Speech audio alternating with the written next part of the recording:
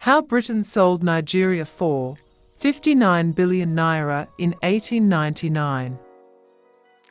This is the story of the First Oil War, which was fought in the 19th century, in the area that became Nigeria. All through the 19th century, palm oil was highly sought after by the British for use as an industrial lubricant for machinery. Remember that Britain was the world's first industrialized nation, so they needed resources such as palm oil to maintain that. Palm oil, of course, is a tropical plant which is native to the Niger Delta. Malaysia's dominance came a century later. By 1870, palm oil had replaced slaves as the main export of the Niger Delta, the area which was once known as the Slave Coast. At first, most of the trade in the oil palm was uncoordinated, with natives selling to those who gave them the best deals. Native chiefs such as former slave Jaja of Apobo became immensely wealthy because of oil palm. With this wealth came influence. However, among the Europeans, there was competition for who would get preferential access to the lucrative oil palm trade. In 1879, George Goldie formed the United African Company, UAC, which was modeled on the former East India Company. Goldie effectively took control of the lower Niger River. By 1884, his company had 30 trading posts along the lower Niger.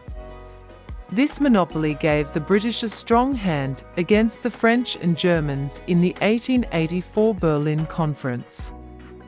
The British got the area that the UAC operated in, included in their sphere of influence after the Berlin Conference.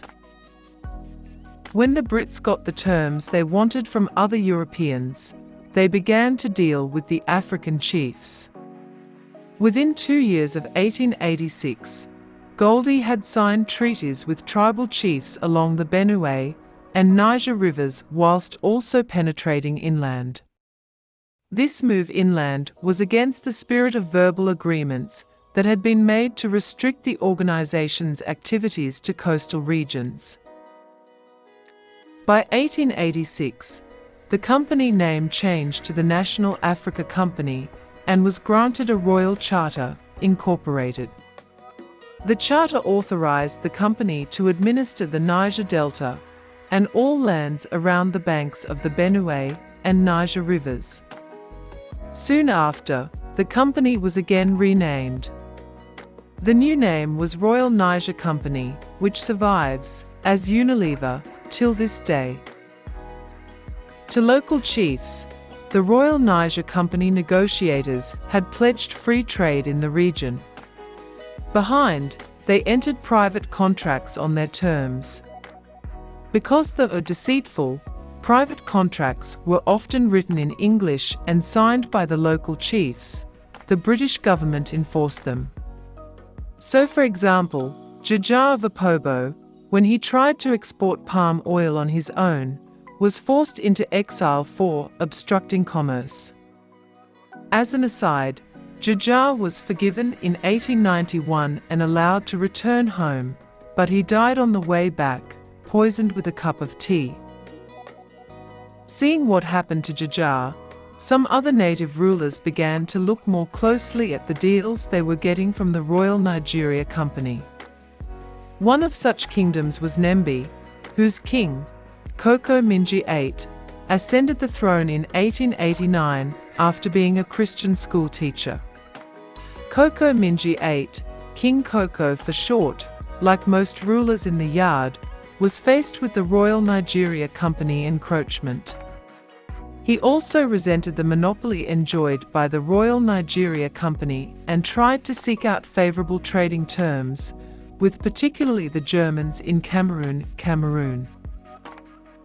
By 1894, the Royal Nigeria Company increasingly dictated whom the natives could trade with, and denied them direct access to their former markets. In late 1894, King Koko renounced Christianity and tried to form an alliance with Bonny and Okpoma against the Royal Nigeria Company to take back the trade. This is significant because while Okpoma joined up, Bonny refused. A harbinger of the successful divide and rule tactic. On the 29th of January 1895, King Koko led an attack on the Royal Niger Company's headquarters, which was in Akassa in today's Bayelsa state. The pre-dawn raid had more than 1,000 men involved. King Koko's attack succeeded in capturing the base.